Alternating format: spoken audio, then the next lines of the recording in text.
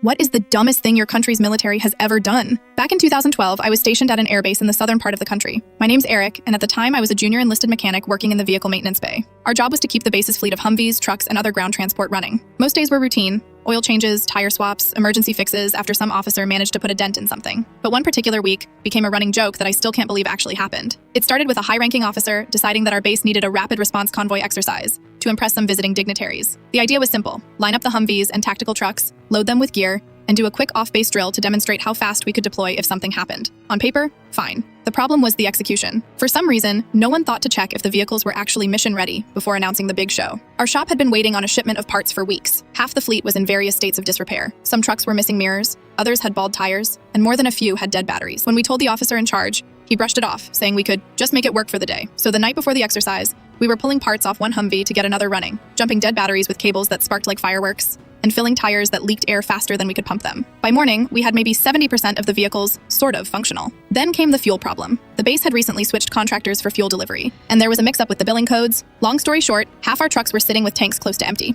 Instead of delaying, Command decided to just run with it. It's a short drill, we won't need much gas. That decision turned out to be a masterpiece of bad planning. The convoy rolled out mid-morning, about 20 vehicles in total, moving down the road in perfect formation. For about 10 minutes, it looked like we might pull this off. Then, one by one, the problem started. First, a Humvee toward the middle threw a fan belt and had to pull over. Then, one of the trucks blew a tire on a stretch of gravel road because someone had swapped in an old spare from storage. The driver radioed in, but the officer leading the convoy didn't want to stop. He figured it would ruin the timing. And then came the fuel issue. We were maybe 15 miles from base when the first truck sputtered and died, then another, and another. Soon, the convoy looked like a parade of broken toys, vehicles pulled over on the side of the road, soldiers standing around with rifles slung over their shoulders, looking extremely not ready for combat. To make matters worse, someone had forgotten to coordinate with the local police for traffic control, so now we had civilian cars trying to pass our crippled convoy on narrow rural roads. A news crew happened to be in the area filming for a local festival, and they ended up capturing footage of uniformed soldiers waving traffic around stalled Humvees. That footage made the evening news with the caption, "Military drill hits a snag." It took us almost 6 hours to limp the remaining vehicles back to base. We had to send out fuel trucks and maintenance teams in waves just to recover everything. By the time the last Humvee rolled in,